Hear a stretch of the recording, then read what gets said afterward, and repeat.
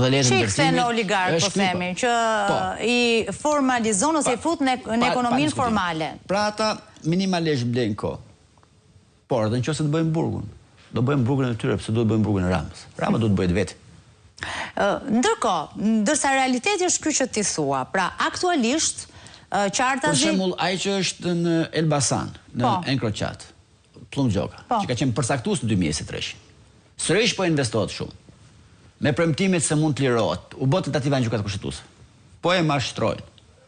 Ai bën shumë mirë që të mundohet të zgjidh hatë vetë se ka sa të dosh. Nuk ka pse merr më katë. Po mirë, në këtë lloj investimi çim, se mua më intereson dhe kjo përballja, se jemi në fushat. Cilat janë shanset e opozitës kur përpara gjithsesi e ka këtë mekanizëm që deri në këtë momente ecën kështu siç është.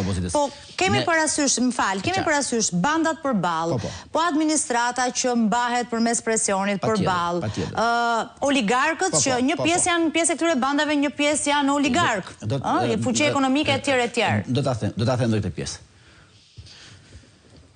Para disa ditësh, ose po kthehemi në 92-shin, në vitin 1992. Gallup, kompania më e madhe e pollave në botë, erdhi dhe bëri në Shqipëri sondazhin. Socialistët i nxorën 67%, opozita i nxorën 33%.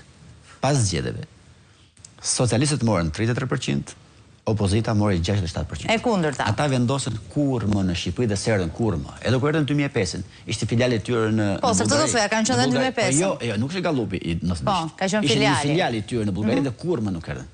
Pse e mora këtë krahasim? Sondazhet në regjime kur nuk janë korrekte. Sepse në regjim presioni është jashtëzakonshëm. Edhe ai qëndroni fshehur dhe nuk shprehet përmes sondazheve. Ne sot nuk jetojmë në regjimin e Ramiz Alis të 92-shit, por kemi një regjim tjetër, një lloj tjetër.